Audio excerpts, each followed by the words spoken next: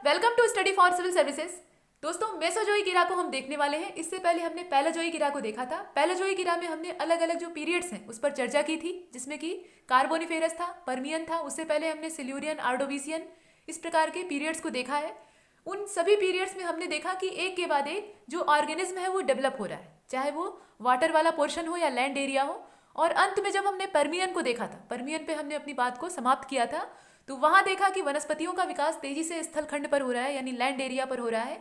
अलग अलग जो प्लांट्स हैं वो डेवलप हो रहे हैं, उनमें डाइवर्सिटी पाई जा रही है।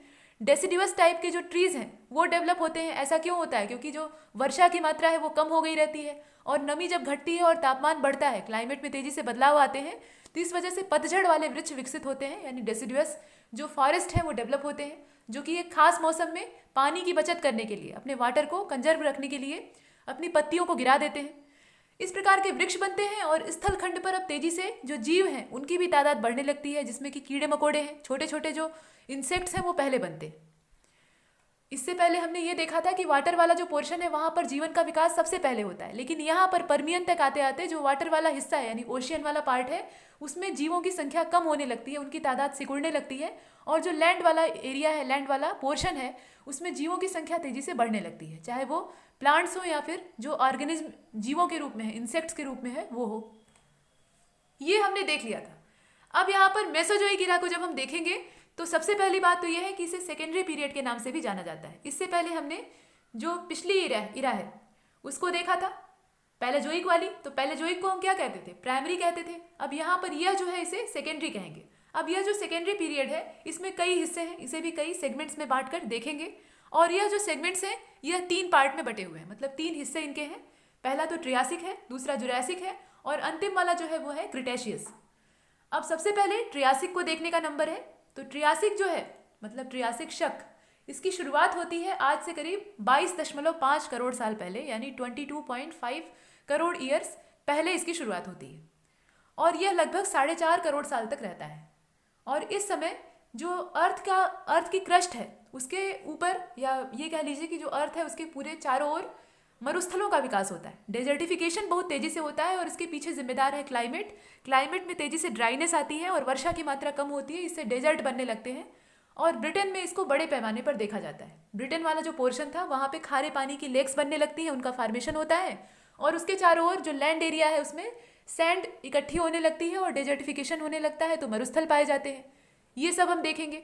और बालू का पत्थर, यानी जो सैंड स्टोन है उसका जमाव होने लगता है। इसके अलावा मर्ल्स बनने लगते हैं, जो चिकनी मिट्टी है उसका डेवलपमेंट होने लगता है। अब यह जो क्लाइमेट है यह स्थिर नहीं रहता, इसमें स्टेबिलिटी नहीं पाई जाती। इस युग के शुरुआत में, या ये कह लीजिए कि इस शक की शुरुआत में, जिसे कि हम ट्रियासिक कहते हैं, इसके शुरुआती दौर में क्लाइमेट में काफ़ी ड्राइनेस होती है, लेकिन जैसे जैसे इसका अंत आता है, समापन आता है, तो अंतिम वाला जो दौर है उसमें क्लाइमेट एक बार फिर से ह्यूमिड हो जाता है, उसमें आर्द्रता पाई जाती है। इससे ये पता लगता है कि अब वर्षा की मात्रा एक बार फिर से बढ़ रही है। तो ये सब चीज़ें हैं। हम आगे बढ़ें इससे पहले कुछ इन्फॉर्मेशन हमारे कोर्सेज के बारे में, फिर लौटेंगे ट्रियासिक पीरियड के बारे में और आगे देखेंगे। दोस्तों, हमारे पेड कोर्सेज अलग अलग सिविल सेवा परीक्षाओं के लिए संचालित हो रहे हैं, जिसमें यूपीपीएससी, एमपीपीएससी और बीपीएससी द्वारा कंडक्ट होने वाले एग्जाम्स हैं। इसके अतिरिक्त संघ लोक सेवा आयोग की सिविल सेवा प्रारंभिक परीक्षा के लिए भी इसे लॉन्च किया गया है, और ये सारे कोर्सेज टेलीग्राम के माध्यम से चलाए जाते हैं। अगर आप इनसे जुड़ना चाहते हैं और घर बैठे अपनी पूरी प्रिपरेशन करना चाहते हैं, पूरा स्टडी मटेरियल और फुल गाइडेंस आपको दिया जाएगा, तो आप नीचे दिए गए जो नंबर है उन पर संपर्क कर सकते हैं। इसके अलावा फ्री इनिशिएटिव 2 तरीके का है। एक तो यूट्यूब पर है। यूट्यूब पर जितने भी चैनल हमारे हैं और जितने भी वीडियोस आप देखते हैं वो पूरी तरह से फ्री ऑफ कॉस्ट है, अभी तक है। और उन वीडियोस को आप देखिए, सुनिए और उससे नोट्स बनाइए। नोट्स अगर आप बनाते हैं तो जितना भी नॉलेज है, जितनी भी जानकारी है, वो सारी सूचनाएं आपके दिमाग में स्टेबल हो जाएंगी, फिर बाहर नहीं निकलेंगी। तो ये फ़ायदेमंद चीज़ है। इसके अलावा यूट्यूब पर जितने भी वीडियोस आप देखते हैं, अगर आपको अच्छे लगते हैं तो आप लाइक करिए, और आप ठीक समझते हो तो शेयर करिए। जो भी आपके विचार हैं, जो भी आप उसके बारे में सोचते हैं, वो अपने कमेंट सेक्शन में लिखिए। कमेंट वाला हिस्सा आप ही के लिए बना हुआ है, वहाँ अपने विचारों को आप साझा कर सकते हैं। इसके अतिरिक्त टेलीग्राम पर 2 चैनल हैं, एक तो स्टडी फॉर सिविल सर्विसेज के नाम से ही है, और दूसरा only UPPSC by study for civil services के नाम से है। तो इन दोनों चैनलों से आप जुड़े रहिए, ये पूरी तरह से फ्री ऑफ कॉस्ट है। यहाँ जितनी भी इन्फॉर्मेशन आपको दी जाती है वो पूरी तरह से निःशुल्क होती है, उसका कोई पैसा आपसे नहीं लिया जाता, और आप हमेशा अपडेटेड रहेंगे जितनी भी चैनल के रिगार्डिंग इन्फॉर्मेशन है वो सब। और इसके अतिरिक्त आपकी परीक्षाओं से जुड़ी हुई सूचनाएं भी आपको वहाँ पर मिलती रहती हैं। ये कुछ बातें हैं। अब चलते हैं आगे। दोस्तों ये जो ट्रियासिक पीरियड है, यहाँ पर आप इसे पहले रिटन फॉर्मेट में देख लीजिए, उसके बाद तब लेक्चर सुन लीजिएगा। जो ट्रियासिक पीरियड है इसे एज ऑफ रेप्टाइल्स कहा जाता था। क्यों? क्योंकि इस समय बड़े आकार के, लार्ज साइज के जो रेप्टाइल्स हैं उनका इवोल्यूशन होता है, वह इस पीरियड में इवॉल्व होते हैं।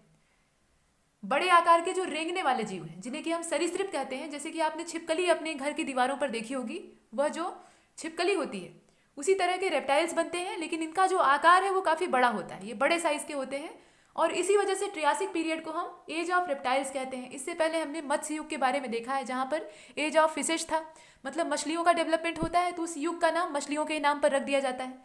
वैसे ही यहाँ पर रेप्टाइल्स ज़्यादा मात्रा में बनते हैं, इस वजह से हम ट्रियासिक पीरियड को एज ऑफ रेप्टाइल्स कहते हैं।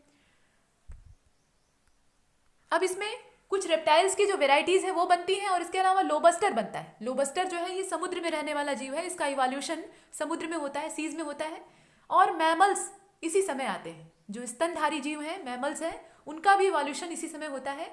और यह मैमल्स जो है ये इवॉल्व होते हैं कहाँ से? रेप्टाइल्स से। मतलब रेप्टाइल्स से ही इनका जन्म होता है, अर्थात जो मैमल्स हैं उनका डेवलपमेंट कहाँ से हुआ है? ये रेप्टाइल्स से हुआ है। और ये सब लैंड एरिया पर होता है, जो स्थल खंड है उस पर होता है, ये समुद्र की बात नहीं की जा रही है। और this was the period of the origin of archaeoratives. यहाँ पर जो आप नाम देख रहे हैं, लंबी चौड़ी स्पेलिंग देख रहे हैं, ये आर्कियोरेटिव्स है, जो कि पहला पक्षी माना जाता है। सबसे पहला ये बर्ड माना जाता है और यह उड़ सकता था। हालांकि इसके अंदर विशेषता थी कि यह स्थल खंड पर दौड़ भी सकता था और जमीन छोड़कर आसमान में उड़ भी सकता था। दोनों ही चीज़ें इसके अंदर संभावित थी। इसका हम लोग फॉसिल देखते हैं, जो जीवाश्म है उसको देखते हैं।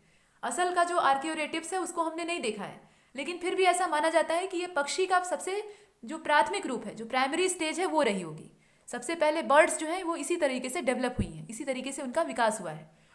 तो मैमल्स का जो इवोल्यूशन है वो रेप्टाइल से होता है और सबसे पहला जो पक्षी है वो यहाँ पर दिखाई देता है, उसका उद्भव होता है, वो ओरिजिनेट होता है, उसका नाम है आर्कियोरेटिव्स और यह उड़ने में सक्षम था। The Gondwana land was divided during this period which gave rise to Australia, southern India, इसके अलावा अफ्रीका और साउथ अमेरिका। गोंडवाना लैंड जो है उसमें डिवीजन होता है और इससे अलग अलग जो लैंड एरिया है या ये कह लीजिए कि कॉन्टिनेंट्स हैं उनका विकास होता है। गोंडवाना लैंड के कई टुकड़े हो जाते हैं। हमने देखा था अंगारा लैंड और गोंडवाना लैंड के बारे में, आगे और विस्तार से देखेंगे। तो वो जो लैंड्स हैं, मतलब जो लैंड एरिया है, हमने ये देखा सबसे पहले कि जो पैंजिया है उसका डिवीज़न हो जाता है और डिवीज़न से अंगारा लैंड और गोंडवाना लैंड का विकास होता है। तो ये जो अंगारा लैंड और गोंडवाना लैंड है इनमें भी बाद में सेपरेशन होने लगता है और उस सेपरेशन से, यहाँ पर गोंडवाना लैंड के सेपरेशन की बात की जा रही है, तो उस सेपरेशन से अलग अलग जो लैंड एरिया है, मतलब जो कॉन्टिनेंट्स हैं उनका डेवलपमेंट होता है, जैसे कि ऑस्ट्रेलिया है। इसके अलावा भारत में अगर देखें तो साउदर्न इंडिया वाला जो पोर्शन है वो अफ्रीका है, साउथ अमेरिका है। इस प्रकार से जो लैंड्स हैं वो अलग अलग सेपरेट हो जाते हैं। कहाँ से ये बनते हैं? ये गोंडवाना लैंड से बनते हैं। इसके अंदर माउंटेन मेकिंग जो एक्टिविटीज़ हैं वो नीचे से चलती रहती हैं और इसकी वजह से इसमें टूटने की प्रक्रिया शुरू हो जाती है। जो ब्रेकिंग का प्रोसेस है वो स्टार्ट हो जाता है और ये अलग अलग ज़मीन के टुकड़े डेवलप हो जाते हैं। तो हमने कई चीज़ें देखी। पहली चीज़ तो मैमल्स जो है उनका इवोल्यूशन होता है कहाँ से? रेप्टाइल से, और ये सब लैंड एरिया पर रहने वाले होते हैं।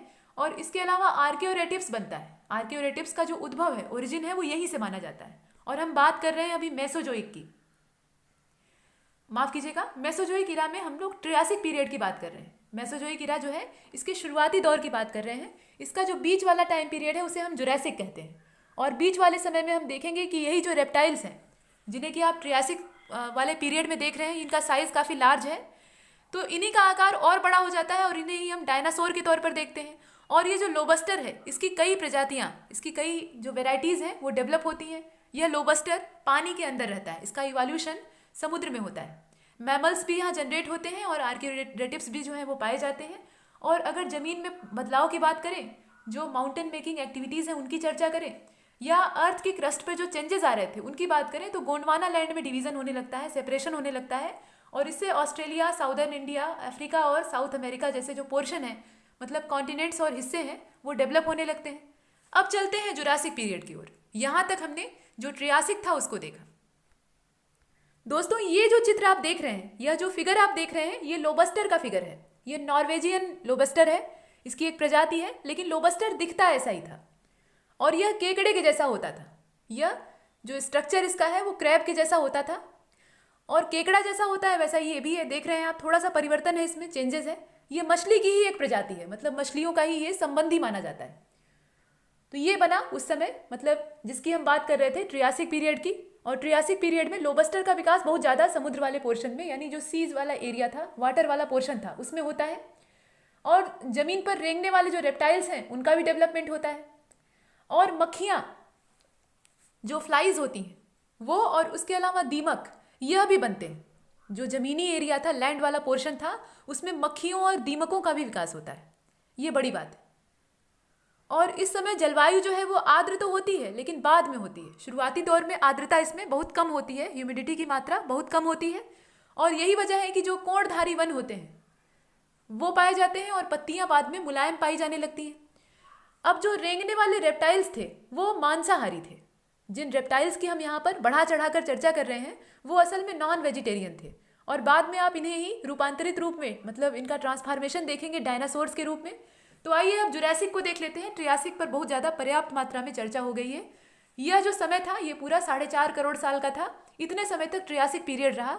इसके बाद जुरासिक शुरू होता है और जुरासिक की शुरुआत होती है 18 करोड़ साल पहले। और यह भी लगभग उतना ही रहा जितना कि ट्रियासिक, यानी 4.5 करोड़ साल इसका भी टोटल टाइम इंटरवल था, समय अंतराल था। और इसमें एक बार फिर से जो जुरासिक वाला समय है, इसमें एक बार फिर से समुद्र, जो सी वाला पोर्शन है, ओशियन वाला पार्ट है, उसका फिर से एक बार एक्सपेंशन शुरू हो जाता है, उसमें विस्तार आरंभ हो जाता है। और जो लैंड एरिया था वो एक बार फिर से डूबने लगता है, उसमें दलदल पाए जाने लगते हैं। जहाँ जहाँ पानी भरेगा और रुकेगा वहाँ दलदल बनेंगे और आधा से अधिक हिस्सा जो है वो डूबना शुरू हो जाता है। ऐसा क्यों होता है? क्योंकि समुद्र अब तेजी से फिर से फैलने लगता है।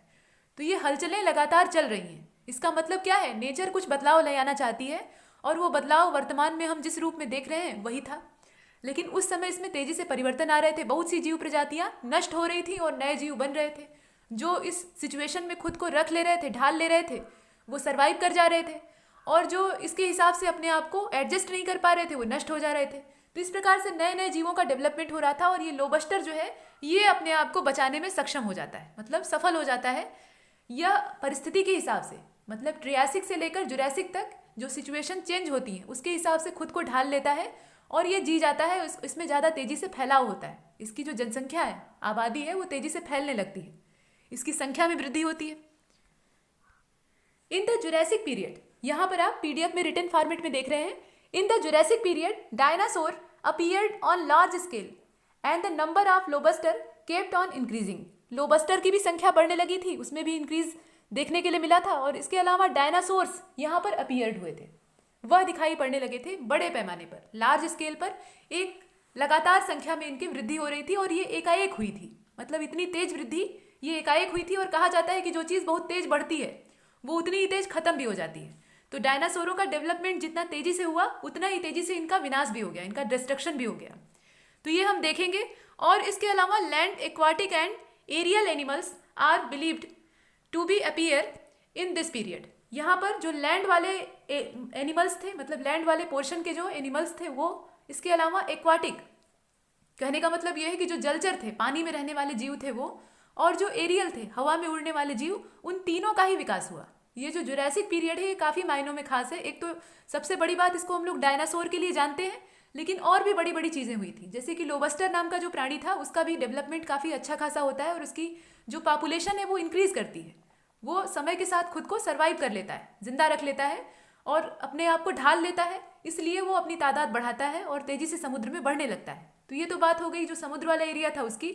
इसके अलावा जो स्थल खंड था वहाँ पर डायनासोर बनने लगे थे और कुछ पक्षियों की भी प्रजातियाँ विकसित हुई थी जो कि डायनासोर टाइप के ही चेहरे मोहरे के थे, लेकिन वो थे पक्षी, बर्ड्स थे। तो इस प्रकार से लैंड एरिया वाले एनिमल, एक्वाटिक एनिमल और जो एरियल एनिमल्स थे उन सब का यहाँ पर जो अपीयरेंस है वो दिखाई देता है। ये सभी अपीयर्ड होते हैं।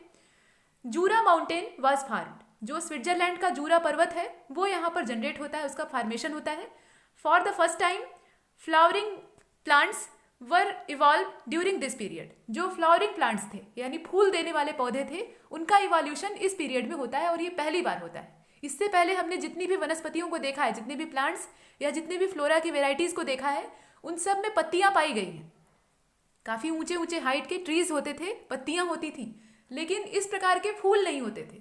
तो इस प्रकार के फूल देने वाले जो पौधे हैं ये जुरासिक पीरियड में दिखाई देते हैं, ये बड़ी बात है। ये सब कुछ हमने इसमें देखा।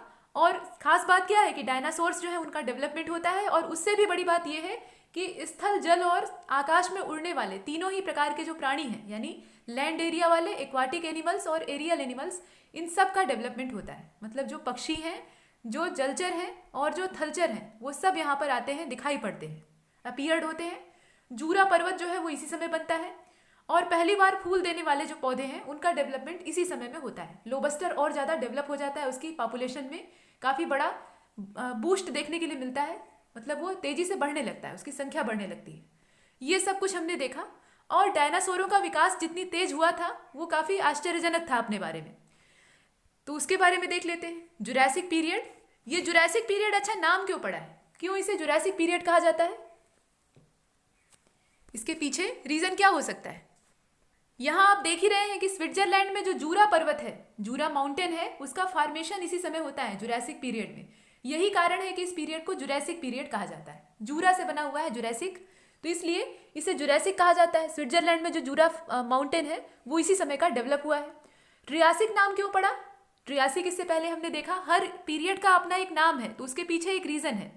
ट्रियासिक वाला नाम क्यों रखा गया ये भी जान लीजिए। तो ट्रियासिक नाम जर्मनी में एक मतलब 3 फोल्ड जमाव होता है, जो अपर्दन वाली क्रिया होती है। तो जर्मनी वाला जो पोर्शन है, मतलब जर्मनी वाला जो हिस्सा है, लैंड एरिया, वहाँ पर एक 3 फोल्ड पूरा जमाव होने लगता है। और यह जो विभाजन है, यहाँ पर ट्रियास शब्द का मतलब होता है तिहरा, यानी ट्रिपल। जो ट्रियास शब्द है यहाँ पर, वर्ड है, वो जर्मन भाषा से लिया गया है। ये लैंग्वेज जो है जर्मनी की है, जर्मन लैंग्वेज है, और इसमें ट्रियास का मतलब होता है, ट्रियास की मीनिंग होती है तिहरा यानी ट्रिपल। और ये तिहरा जमाव था, मतलब वहाँ पर जो अपर्दन के निक्षेप मिले हैं वो कैसे थे, 3 परत वाले थे, उसमें 3 लेयर्स पाई जाती थी। इस वजह से इस युग का नाम, मतलब इस पीरियड का नाम ट्रियासिक रखा गया। ये हमने देखा। तो यहाँ पर जुरासिक है, उसके बाद जो आगे वाला है उसका भी नाम ऐसे ही रखा गया है। जैसे कि आप क्रिटेशियस को देखेंगे, क्रिटेशियस नाम क्यों रखा गया है, तो यह लैटिन भाषा का जो क्रीटा शब्द होता है उससे बना हुआ है। क्रीटा का मतलब क्या होता है, खड़िया या चाक, जो चौक होती है उसको हम लोग क्रीटा कहते हैं लैटिन भाषा में। तो खड़िया वाली जो चट्टानें थी, मतलब चूना पत्थर की जो चट्टानें थी, उनका यहाँ पर जमाव होने लगता है, कलेक्शन होने लगता है, और इस वजह से इस पीरियड को हम कहते हैं क्रिटेशियस पीरियड। ये हम जानते हैं। इससे पहले हमने पर्मियन को देखा था। तो पर्मियन क्यों कहा जाता है, क्योंकि जो पहले का सोवियत संघ था, यानी जो सोवियत संघ रूस था, रशिया, आजकल उसका डिवीज़न हो गया, विभाजन हो गया, तो उसके अलग अलग हिस्से बन गए हैं। तो वहाँ पर पर्म नाम का एक प्रांत था, वहाँ पर बड़ा बदलाव देखने के लिए मिला था, वहाँ से चेंजेस हमें देखने के लिए मिले।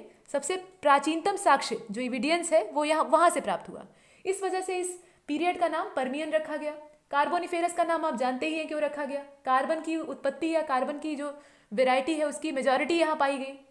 डिवोनियन का नाम भी आप सुन लीजिए, यह यूनाइटेड किंगडम में डिवोनशायर नाम का जो प्रदेश था उसके नाम पर रखा गया है।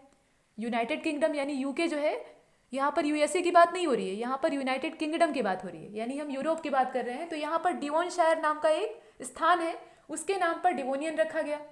वैसे ही सिल्यूरियन नाम क्यों रखा गया, तो जो दक्षिणी वेल्स है वहाँ पर सिलूर नाम की एक जनजाति पाई जाती है, जो कि ब्रिटिश जनजाति है, उसके नाम पर रखा गया इसका नाम। आर्डोविशियन क्यों रखा गया, तो जो उत्तरी वेल्स है वहाँ पर आर्डोविशियस नाम की एक ब्रिटिश जनजाति पाई जाती है, उसके नाम पर रखा गया। वैसे ही कैम्ब्रियन क्यों रखा गया, तो यूनाइटेड किंगडम में कैम्ब्रिया नाम का एक स्थान है, उसके नाम पर रखा गया। तो हर पीरियड के पीछे जो नाम रखे गए हैं, मतलब उनके जो नाम रखे गए हैं उसके पीछे कुछ न कुछ रीज़न है, वो किसी न किसी कारणवश रखे गए हैं। तो जुरासिक में हमने इतनी चीज़ें देख ली थी। डायनासोर पहली बार अपीयर्ड हुए थे, वो भी लार्ज पैमाने पर, मतलब बड़ी स्केल पर। और इसके अलावा लोबस्टर का डेवलपमेंट हुआ था, जो समुद्र वाला एरिया था वहाँ पर। लैंड, एक्वाटिक और एरियल पोर्शन में जो एनिमल्स थे उनका डेवलपमेंट हुआ था, मतलब तीनों ही स्थानों पर जो जीव थे वो बनने लगे थे, जो कि उड़ने में सक्षम थे। कुछ ऐसे जीव थे जो कि ज़मीन पर रहने में सक्षम थे, उनके अंदर ऐसी क्षमता पाई जाती थी। और कुछ पानी में तैरने वाले जीव थे। तो पानी के अंदर तो ये कोई नई चीज़ नहीं है, पहले से ही जीवन का विकास बहुत तेज़ी से हो रहा था, हालांकि बीच में थोड़ा कमी आई थी।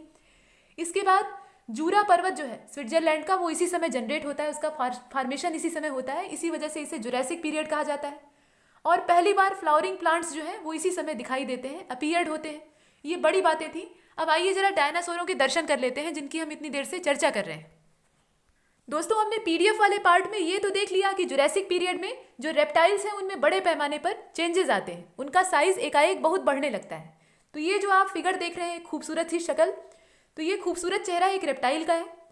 और इस प्रकार के जो रेप्टाइल हैं इनका साइज अब इंक्रीज करने लगता है, इनके साइज में बड़ी वृद्धि देखने के लिए मिलती है। और इनका साइज इंक्रीज होते होते कहाँ तक जाता है, तो आइए उसके भी दर्शन कर लेते हैं। ये देखिए, ये डायनासोर महोदय हैं। तो इनका डेवलपमेंट कहाँ से हुआ है, ये रेप्टाइल्स से बने हैं। ये असल में क्या थे, वास्तव में ये मूल रूप से सरीसृप थे, यानी रेप्टाइल्स ही थे। उन्हीं का बड़ा आकार प्रकार हमें डायनासोरों के रूप में दिखाई दिया। तो ये कुछ बड़े आकार का साइज आप देख रहे हैं। इसकी पीठ पर कुछ डिजाइनदार कांटे पाए जाते हैं, कुछ गॉडजिला टाइप का लग रहा है। इसके बाद और देख लीजिए, ये देखिए उड़ने वाले डायनासोर भी होते थे, ऐसी कल्पना है, ये सब कल्पना है। यहाँ पर कोई बहुत प्रामाणिक एविडेंस नहीं मिला है, ऐसा नहीं कि बहुत अच्छा वाला जीवाश्म हमें मिल गया था जिसके आधार पर हमने बता दिया। तो आधी से अधिक कल्पना है और कुछ जो है हमारे पास साक्ष्य भी हैं जिनके आधार पर हम ऐसी बातें करते हैं। केवल हवाई बातें ही नहीं होंगी, इसमें जो आधारभूत बातें हैं, जो बेसिक हैं, उनको भी हम लोग बोलेंगे। तो ये उड़ने वाले डायनासोर भी थे ऐसा माना जाता है। तो बड़े बड़े जो रेप्टाइल्स हैं उनका डेवलपमेंट होता है, ये बहुत बड़े साइज के थे। इनका आकार आप देख ही रहे हैं, आसपास जो पेड़ है उससे इनको कंपेयर कर लीजिए, इस प्रकार के हैं। या इन्हें देख लीजिए, ये देखिए कितना खतरनाक है। तो इस प्रकार के जो नॉन वेजिटेरियन टीरेक्स थे वो भी पाए जाते थे। ये सब जुरासिक पीरियड की ही बात हो रही है। इनके दांत देखिए जरा, ये देखिए कितने अच्छे दांत हैं। तो ये मांस खाने वाले दांत जो जीव होते हैं उनके दांत ऐसे होते हैं, ऐसे डिजाइन वाले दांत उन्हीं के पाए जाते हैं। जो मांसाहारी प्राणी होते हैं उनके दांत इसी प्रकार के होते हैं ताकि वो मांस में घुसकर, किसी चमड़ी में घुसकर उसको चीर सकें। इस प्रकार के जीव बने। दोस्तों, आपने जुरासिक वर्ल्ड नाम की मूवी देखी होगी। तो उसमें चाहे वो फॉलन किंगडम वाली मूवी हो या उससे पहले वाला जो उसका वर्जन आया था, उसमें आपने अलग अलग प्रकार के जो डायनासोर्स हैं उनके दर्शन किए होंगे। तो उसमें से एक ये भी महोदय थे। और इस प्रकार के जो डायनासोर्स हैं वहाँ बहुतायत दिखाई दिए थे। पूरा जो पार्क था वो डायनासोरों की अलग अलग वेराइटीज से भरा हुआ था। हालांकि उसमें म्यूटेशन किया जाता है, उन्हें म्यूटेंट बनाया जाता है। कई प्रकार की जो प्रजातियां हैं उनको उनके जीन्स ले आके उसमें मिक्स कर दिए जाते हैं। इस प्रकार से एक खतरनाक प्रजाति डेवलप होती है। और वो जो प्रजाति है वो जब अपना पिंजरा तोड़ के भाग निकलती है तो पूरे पार्क में हड़कंप मच जाता है, ये आपने देखा था। उसके बाद फॉलन किंगडम वाली जो मूवी है उसमें भी आपने अलग अलग जो वेराइटीज़ हैं उनको देखा था। तो ये सब जो डायनासोर्स थे ये काफ़ी बड़े आकार के थे। अब ये जो आप फिगर देख रहे हैं ये एक नॉन वेजिटेरियन टीरेक्स का फिगर है। यह जो टीरेक्स है ये काफ़ी खतरनाक होते हैं, मतलब ये बहुत पक्के शिकारी होते थे पहले के समय के, और ये सिर्फ मांस खाते थे। यहाँ तक कि जो अपने से छोटे साइज़ के डायनासोर्स होते थे उनको भी खा जाते थे। और यह रेप्टाइल्स अंडे देते थे। ये जो डायनासोर थे ये अंडे देते थे। इनका आकार करीब 48 फीट से लेकर 50 फीट तक हो जाता था। ये करीब 48 फीट से लेकर 50 फीट लंबे और ऊंचे हो सकते थे। और इनका वजन 35 टन से भी ज़्यादा हो सकता था। मतलब ये एक औसत वजन, एवरेज जो वेट है उसकी बात की जा रही है, उससे ज़्यादा ही होता था। और ये स्थल पर नहीं रह सकते थे, मतलब एकदम से जो ज़मीनी हिस्सा था वहाँ पर नहीं रह सकते थे, क्योंकि एकदम ज़मीन पर रहेंगे तो इन्हें भोजन अच्छे से नहीं मिल पाएगा। तो जो ऐसा एरिया होता था जहाँ पानी भी होता था और थोड़ा ज़मीन भी होती थी, कहने का मतलब ये है कि थोड़ा वाटर का भी एग्जिस्टेंस होता था और थोड़ा लैंड एरिया भी होता था, वहाँ पर ये रहते थे, ताकि दोनों ही जो क्षेत्र हैं, दोनों ही जो रीजन्स हैं, वहाँ से ये अपना भोजन जुटा सके। और स्तनधारी जीव जो थे वो इस समय, जो मैमल्स थे वो भी इस समय पाए जाते थे। ऐसा नहीं कि सिर्फ रेप्टाइल्स का ही वहाँ पे वर्चस्व था। ये बात सही है कि डायनासोर्स की जो पॉपुलेशन है वो बहुत तेज़ी से इंक्रीज़ करती है। रेप्टाइल्स का जो साइज़ है वो बढ़ने लगता है और यही डायनासोर्स में कन्वर्ट हो जाते हैं बाद में। मतलब इनके जो कुछ प्रजातियाँ हैं उनकी बात की जा रही है। तो इनके आकार और इनकी संख्या में तो बढ़ोतरी होती है, लेकिन ऐसा नहीं है कि जो मैमल्स हैं वो गायब हो गए। मैमल्स पहले भी थे, मतलब इससे पहले वाले जो पीरियड हमने देखे हैं उसमें भी थे और जुरैसिक में भी पाए जाते थे, लेकिन उनका साइज़ बहुत बड़ा नहीं था। ये चूहे के आकार के होते थे, मतलब चूहे जितने बड़े या उतने ही आकार के जो साइज़ के जो मैमल्स होते थे वो पाए जाते थे। और ये मुख्य रूप से जो जंगल वाला एरिया था, जो फॉरेस्ट वाला एरिया था, घने जंगल होते थे, वहाँ पर छिप कर रहते थे, ये बाहर नहीं निकलते थे। तो ये खास बात थी जुरैसिक के बारे में। और यहाँ पर डायनासोर की ये मुस्कुराहट देखते हुए हम आगे चलते हैं। जो अगला पीरियड है, यानी इसमें आगे वाला जो हिस्सा है, तीसरा वाला जो डिवीज़न है, उसको हम देखेंगे, जिसका नाम है क्रिटेशियस पीरियड। अब यह जो क्रिटेशियस पीरियड है ये शुरू कब से होता है, तो इसका जो शुरुआती समय है वो है 13.5 करोड़ साल पहले, मतलब 13.5 करोड़ ईयर्स पहले इसका शुरुआत हुई थी। इसका जो आरंभ है वो होता है और ये करीब 6.5 करोड़ साल तक रहता है। इसकी जो टोटल टाइम पीरियड या टाइम रेंज है वो 6.5 करोड़ साल तक की रहती है। और समुद्र के किनारे जो लैंड एरिया था, मतलब जो सी था, वाटर वाला एरिया था, उसके किनारे वाला जो लैंड वाला हिस्सा था, तटवर्ती हिस्सा था, कोस्टल हिस्से को कह सकते हैं, वहाँ पर बड़े बड़े दलदल बनने लगते हैं। दलदल वाला हिस्सा बनता है। ऐसा क्यों होता है? क्योंकि जो ओशियन का वाटर होता है वो अभी लैंड एरिया पर ओवरलैप करता रहता है और ओवरलैपिंग की वजह से नमी मिट्टी के अंदर पर्याप्त मात्रा में हो जाती है, और जहाँ पर बहुत ज़्यादा मात्रा में नमी इकट्ठी हो जाए, आर्द्रता इकट्ठी हो जाए, वहाँ पर दलदल बनते हैं। जैसे कि आर्द्र भूमियाँ जो हैं वो कैसी एरिया होती हैं, दलदली एरिया होती हैं। तो इस प्रकार के दलदलों का विस्तार होता है और नदियाँ इस समय तक प्रवाहित होने लगती हैं। मतलब प्रवाह तो उनमें पहले भी रहता है, जो रिवर्स होती हैं उनमें फ्लो तो रहता है, लेकिन उनकी स्पीड यहाँ धीमी हो जाती है। ऐसा नहीं है कि रिवर यहाँ पहली बार ओरिजिनेट होती है या उनका ओरिजिन यहाँ से पाया जाता है, वो पहले से ही है, लेकिन यहाँ पर उसके फ्लो में थोड़ी सी कमी आ जाती है, उसकी गति धीमी हो जाती है।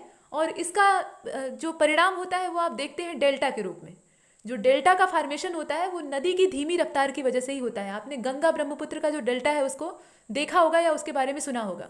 तो वहाँ पर आकर गंगा और ब्रह्मपुत्र दोनों की जो शाखाएं हैं वो बहुत धीमी गति से मैदानी इलाके में बहती हैं। वहाँ ढाल धीमा होता है, जो स्लोप है वो काफ़ी कम हो जाता है, इस वजह से प्रवाह जो है वो धीमा हो जाता है।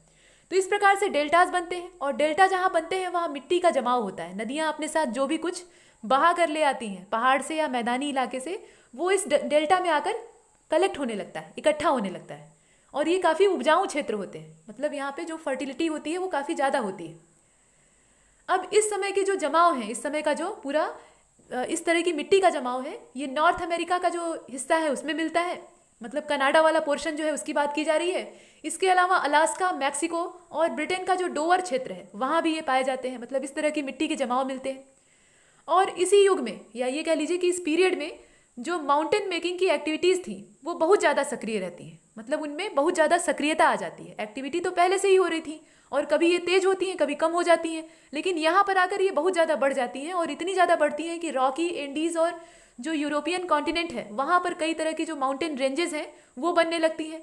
और जो पनामा रिज है उसका भी फार्मेशन होता है। पनामा जो कटक है यानी रिज है उसका फार्मेशन होता है। तो इस प्रकार की रिजेस और जो माउंटेन्स हैं उनके बनने के पीछे यही रीज़न है कि माउंटेन मेकिंग जो एक्टिविटीज़ हैं उनमें तेज़ी आ जाती है, काफ़ी गति आ जाती है। और इसी समय के अंत तक, ये जो क्रिटेशियस पीरियड है, इसी के अंत तक भारत का जो दक्षिणी पठारी हिस्सा है, जो साउदर्न हिस्सा है, प्लेटू वाला पोर्शन, वहाँ पर वॉल्केनिक एक्टिविटीज़ होती हैं। वहाँ पर वॉल्केनिक एक्टिविटीज़ होती हैं और उसका नतीजा क्या होता है? लावा जमा होने लगता है। जो लावा है उसका जमाव वहाँ पर होने लगता है, और इससे जो दक्कन का पठार है वो बनता है। हमारा जो दक्कन वाला पठार है वो कैसे बना है? वो लावा के जमाव से ही तो बना है, और वो काफ़ी पुराना है, ये बात हम जानते हैं। तो उसका फॉर्मेशन यहाँ से होता है, यानी क्रिटेशियस जो पीरियड है वहाँ पर इस प्रकार की वॉल्केनिक एक्टिविटीज़ होती हैं और उससे निकला हुआ लावा फैलकर जमने लगता है। इसके अतिरिक्त जो क्लाइमेट है उसमें नमी आने लगती है, और ऑस्ट्रेलिया का कुछ हिस्सा बर्फ से ढका हुआ होता है। इस समय में ऑस्ट्रेलिया का कुछ पोर्शन जो है वो बर्फ से ढक जाता है। अगर वनस्पति की बात करें, यानी फ्लोरा वाले पोर्शन की बात करें, तो जलवायु में क्लाइमेट चेंज के साथ साथ जो डेसिडिवस टाइप के ट्रीज़ हैं, जैसे कि फिग हो गया, मैग्नेलिया हो गया और पोपलार हो गया, इस प्रकार के जो ट्रीज़ हैं उनका डेवलपमेंट होता है। ये सब कैसे हैं? ये डेसिडिवस टाइप के ट्रीज़ हैं, मतलब इनमें पतझड़ होता है। पत्तियाँ एक खास सीजन में अपने पानी को बचाने के लिए, पानी की कंजर्वेशन के लिए झड़ जाती हैं, चाहे वो ठंडी का मौसम हो या फिर गर्मी का मौसम हो। जिस एरिया के वृक्ष हैं उस हिसाब से उनमें इस तरह की जो प्रक्रिया है वो पाई जाएगी। और इसी समय, मतलब ये जो डेवलपमेंट है, इसी समय पौधे वाले भी माफ़ कीजिएगा, जो फूल वाले पौधे हैं वो भी बनते हैं। मतलब पुष्प वाली जो वनस्पतियां हैं उनका डेवलपमेंट होता है। और जब फूल वाले पौधे यहाँ पर विकसित होते हैं, हालांकि इससे पहले हमने जुरैसिक वाले में भी देखा है, लेकिन जुरैसिक वाले में जो फ्लावरिंग प्लांट्स थे उनकी मात्रा सीमित थी, बहुत ज़्यादा नहीं होते थे। अब यहाँ पर जो क्रिटेशियस पीरियड है, यहाँ पर जो फ्लावरिंग प्लांट्स हैं उनमें डेवलपमेंट बहुत तेज़ी से होता है, और उन पर आश्रित रहने वाले जो कीड़े मकोड़े हैं, जैसे कि मधुमक्खियाँ और इस प्रकार की जो चीज़ें हैं, मतलब जो फूलों के रस और उनके पराग कणों पर निर्भर रहती हैं, वो यहाँ विकसित होने लगती हैं। अगर समुद्री क्षेत्र की बात करें, जो ओशियन वाला पोर्शन है, तो वहाँ पर शार्क का डेवलपमेंट होता है। इसके अलावा हेरिंग के समान जो मछली है, जो फिश है, उसका डेवलपमेंट होता है। रेप्टाइल्स बहुत ज़्यादा मात्रा में समुद्र के अंदर पाए जाते हैं, और बड़े बड़े साइज़ के जो कछुए हैं यानी टर्टल हैं वो पाए जाते हैं। उनका भी यहीं पर उद्भव होता है, वो यहीं से जनरेट होते हैं, फार्मेशन उनका होता है। और समुद्री जो सांप होते हैं, जो सी स्नैक्स होते हैं, उनका फार्मेशन होता है। उस प्रकार के जीव मिलते हैं। अब वो समुद्री सर्प हैं या नहीं ये अलग बात है, लेकिन उस प्रकार के रेप्टाइल्स पाए जाते हैं। तो रेप्टाइल्स की बहुत सारी वेराइटीज़ अभी तक डेवलप हुई हैं, और जुरैसिक से लेकर हम देखेंगे क्रिटेशियस में पूरा रेप्टाइल्स की बहुतायत है, चाहे पानी वाला एरिया हो या फिर जो स्थल खंड है वहाँ पर हो। तो आइए इसके बारे में देख लेते हैं। Angiosperm plants developed during the Cretaceous period. इस क्रिटेशियस पीरियड में एंजियोस्पर्म जो प्लांट्स हैं वो डेवलप होते हैं। पुष्प वाले पौधों की बहुतायत होती है और इस वजह से उस पर मतलब एक तरह से आश्रित रहने वाले जो कीट हैं वो यहाँ पर विकसित होते हैं, जो कि उनके पराग कणों पर निर्भर रहते हैं। उनके पराग कणों को चूस कर या इकट्ठा करके वो अपना भोजन बनाते हैं और इस प्रकार से जो परागण की क्रिया है वो भी आगे बढ़ती है। तो क्रिटेशियस पीरियड में फूल वाले पौधों की तादाद बढ़ जाती है। इसके अलावा और देख लीजिए तो giant tortoise also evolve during this period. जो जाइंट साइज के कछुए हैं, टर्टाइज हैं, वो यहाँ पर इवॉल्व होते हैं। Temperate forest trees like magnolia and poplar also appeared. जो मैग्नेलिया और पोपलार टाइप के जो ट्रीज हैं इनका फॉर्मेशन होता है और ये किस प्रकार के हैं, ये पतझड़ वाले हैं, टेम्परेट फॉरेस्ट के हिस्से हैं ये सब। और जो मिट्टी है, soil containing limestone was deposited in a large area like north west Alaska. इस प्रकार की जो सॉयल है यहाँ पर आप लिखित तौर पर देख रहे हैं, limestone was deposited in a large area like north west Alaska. इस प्रकार का जो डिपॉजिट है ये कहाँ पर होता है, ये नॉर्थ वेस्ट अलास्का में होता है। इसके अलावा कनाडा में होता है, मैक्सिको में होता है, ब्रिटेन और ऑस्ट्रेलिया में भी ये पाया जाता है। इस प्रकार का जो सॉयल वाला डिपॉजिट है वो यहाँ मिलता है। और इन this period mountains were actively built in this period या ड्यूरिंग दिस पीरियड। मतलब जो माउंटेन्स हैं वो एक्टिवली यहाँ पर डेवलप्ड होते हैं, उनमें तेजी से बदलाव देखने के लिए मिलते हैं और वो तेजी से ऊपर की ओर उठने लगते हैं, उन्हें वास्तविक आकार प्राप्त होता है। जैसे कि आपने देखा ही था, रॉकी है, एंडीज है, आल्पस है और हिमालय भी। हमारा जो हिमालय है उसका भी डेवलपमेंट इसी समय में बहुत तेजी से होता है और सबके सामने प्रत्यक्ष रूप से होता है। In this period there was lava eruption in the peninsular plateau of India. जो भारत का पेनिसुलर प्लेटू है, वही दक्कन का पठार, वहाँ पर लावा का इरप्शन होता है, ज्वालामुखी उद्गार होता है और लावा सूख कर जमता है। इससे दक्कन के पठार का मतलब जो दक्कन प्लेटू है उसका फॉर्मेशन होता है। ये आप देख ही रहे हैं, लावा प्लेटू एंड ब्लैक सॉयल, जो काली मिट्टी है वो भी बनती है। जो लावा का जमाव है, लावा का उद्गार है, उससे काली मिट्टी का भी निर्माण होता है। काली मिट्टी जो है वो काफ़ी अच्छी होती है किस चीज़ के लिए, ये कपास के लिए उपयोगी होती है। जो कॉटन का ट्री होता है वो यहाँ पे अच्छे से पैदा हो सकता है। तो कॉटन के प्लांट के लिए और कॉटन की खेती के लिए ये बड़े पैमाने पर जानी जाती है। इसके अलावा और भी चीज़ें यहाँ पर अच्छे तरीके से हो सकती हैं। इसकी खास बात यह है कि इसके अंदर जो रंध्र होते हैं, जो पोर्स होते हैं वो बहुत कम पाए जाते हैं, जिसकी वजह से जो वेपराइजेशन है वो बहुत कम होता है और मिट्टी के अंदर नमी बनी रहती है। तो ये काली मिट्टी का जो जनरेशन है, फॉर्मेशन है, ये इसी समय होता है, इस पीरियड में होता है, जिसे कि हम क्रिटेशियस पीरियड के नाम से जानते हैं। तो भारत में जो दक्कन का पठार है वो पूरी तरह से डेवलप इसी समय में होता है। वहाँ पर वॉल्केनिक इरप्शन का प्रोसेस होता है और जो लावा बाहर आता है वो जमने लगता है। इस प्रकार से पूरा पेनिसुलर जो प्लेटू है वो बनता है और काली मिट्टी भी साथ साथ बनती है उस प्लेटू के ऊपर। ये सब कुछ हमने देखा। तो यहाँ पर जो क्रिटेशियस पीरियड है यह जुरासिक के आगे वाला हिस्सा था और इसमें रेप्टाइल्स डेवलप तो होते ही हैं, साथ में और भी चीज़ें डेवलप होती हैं तेज़ी से, उसमें एक्सपेंशन होता है, विस्तार होता है। जो हमारा हिमालय पर्वत है वो भी यहाँ पर उभर कर सामने आता है। इसके अलावा रॉकी और एंडीज टाइप के जो पर्वत हैं, जो माउंटेन रेंजेस हैं, वो यहाँ पर जनरेट होती हैं और प्रत्यक्ष रूप से दिखाई पड़ता है उनके अंदर जो बदलाव होता है वो भी। इस पीरियड में ये जो आप देख रहे हैं क्रिटेशियस वाला, इसमें उड़ने वाले भी रेप्टाइल्स पाए जाते थे। यह जो उड़ने वाले रेप्टाइल्स होते थे ये काफ़ी बड़े आकार के होते थे। इससे पहले हमने देखा है, इन्हें पेट्रोसोरस भी कहा जाता था। ये जो उड़ने वाले रेप्टाइल्स थे इन्हें पेट्रोसोरस के नाम से भी जानते थे। वैसे ये थे डायनासोर्स ही और ये रेप्टाइल्स से ही डेवलप हुए थे। जो रेंगने वाले जीव हैं उन्हीं से इनका विकास हुआ था, लेकिन इनमें पंख विकसित हो गए थे और पंख काफ़ी बड़े थे। आइए इन्हें जरा देख लेते हैं। ये जो फिगर आप देख रहे हैं, इससे पहले भी आपने इसे देखा था। तो ये एक रेप्टाइल का ही फिगर है जो कि उड़ने वाला है। ये उड़ सकता है और ये आसमान में उड़ भी रहा है। इनके पंख करीब 20 फीट तक चौड़े होते थे। इनका जो पूरा फैलाव है, डायामीटर है, वो करीब 20 फीट तक का होता था। मतलब ये लगभग है, एवरेज है। इससे ज़्यादा भी हो सकता था, इससे कम भी हो सकता था। मतलब बड़े बड़े पंख वाले रेप्टाइल्स पाए जाते थे जिनका साइज़ काफ़ी बड़ा होता था। अब स्वाभाविक सी बात है, यहाँ जब इनका पंख इतना बड़ा है, इनके विंग्स इतने बड़े साइज़ के हैं, तो इनका टोटल आकार कितना बड़ा होगा इसका अंदाज़ा लगाना भी मुश्किल है। तो इस प्रकार के रेप्टाइल्स जो मतलब बाहर वाला पोर्शन था, लैंड एरिया, या ये कह लीजिए कि जो हवा में उड़ने वाले जीव थे, उनमें इनकी बहुतायत पाई जाने लगी।